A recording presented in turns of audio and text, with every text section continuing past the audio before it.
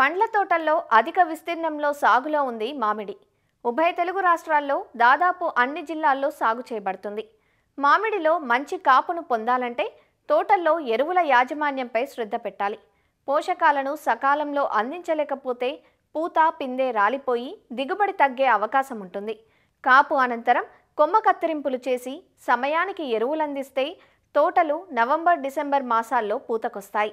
మామిడిలో పోషక యాజమాన్యం గురించి సూచనలిస్తున్నారు శ్రీ కొండా లక్ష్మణ్, తెలంగాణ రాష్ట్ర ఉద్యాన విశ్వవిద్యాలయం సంగారెడ్డి ఫల పరిశోధనా స్థానం మృత్తికా విభాగం శాస్త్రవేత్త డాక్టర్ మాధవి. మామిడిలో సమగ్ర ఎరువుల యాజమాన్యం చూసుకున్నట్టయితే మామిడిలో మొదటగా మనము జూన్ జూలైలో తొలకరి వానలు వచ్చినప్పుడు ఎకరానికి 10 నుంచి 15 కిలోల జనుము లేదా జీలుగా విత్తనాలను చల్లుకొని 45 నుంచి 50 రోజుల సమయంలో కలియదున్నుకున్నట్టయితే భూమికి సరైన పోషకాలు అందుతాయి. జూన్ జూలైలో 10 సంవత్సరాలు ఆ పైబడిన చెట్టుకి 2 కిలోల యూరియా, 6 కిలోల సూపర్ ఫాస్ఫేట్, 1.5 కిలోల మ్యూరేట్ ఆఫ్ పొటాష్ని అందించవలసి ఉంటుంది. వర్షాలు తక్కువగా ఉన్న ప్రాంతంలో దీన్ని జూన్ జూలైలో 3 వంతులు వేసుకోవాలి.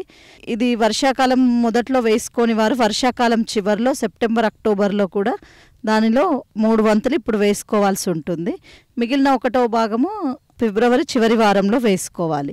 దీంతోపాటు సూక్ష్మ పోషకాలైన జింక్, బోరాక్స్, ఫెర్రస్ సల్ఫేట్ కూడా 100 నుంచి 150 గ్రాముల మోతాదులో భూమిలో స్థూల పోషకాలతో పాటు సూక్ష్మ పోషకాలను కూడా వేసుకోవాల్సి ఉంటుంది. లేదా లేత చిగుర్లు వచ్చినప్పుడు మైక్రోన్యూట్రియంట్ మిక్స్చర్ని 5 గ్రాములు లీటర్ నీటికి కలుపుకొని పిచికారీ చేసుకోవాల్సి ఉంటుంది. దీనివల్ల సూక్ష్మ పోషకాల లోపాలని కూడా నివారించుకోవచ్చు.